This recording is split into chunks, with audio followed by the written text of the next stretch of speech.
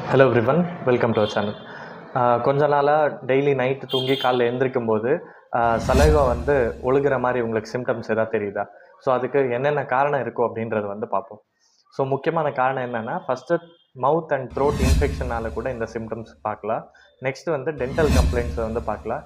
முக்கியமாக இந்த teeth alignment சரியாக இல்லை கம்ஸில் இன்ஃபெக்ஷன் இருக்குது, இல்லைன்னா நைட்டு தூங்கும்போது இந்த ஜா பொசிஷன் கரெக்டாக வைக்காமல் தூங்குறதுனால கூட சலைவா வந்து ட்ரூப்பிங் ஆகும்.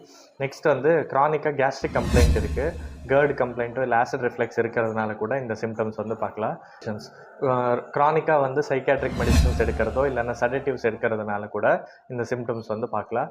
லாஸ்ட்டில் வந்து நியூரோலாஜிக்கல் டிசீஸு, அதில் முக்கியமாக பார்க்கின்சன் டிசீஸ், செரெப்ரல் பால்சி இல்லைனா ஸ்ட்ரோக் கம்ப்ளைண்ட்டில் கூட இந்த மாதிரி சிம்டம்ஸ் வந்து பார்க்கலாம். இந்த மாதிரி கம்ப்ளைண்ட் ரொம்ப நாளாக இருக்குது அப்படின்னா உங்கள் டாக்டரை பார்த்துட்டு ட்ரீட்மெண்ட் எடுத்துக்கோங்க. ஹோமியோபதியில் கூட இதுக்கான ட்ரீட்மெண்ட் வந்து அவைலபிளாக இருக்குது. அதுக்கு வந்து நீங்கள் கன்சல்ட் பண்ணிக்கலாம். தேங்க்யூ.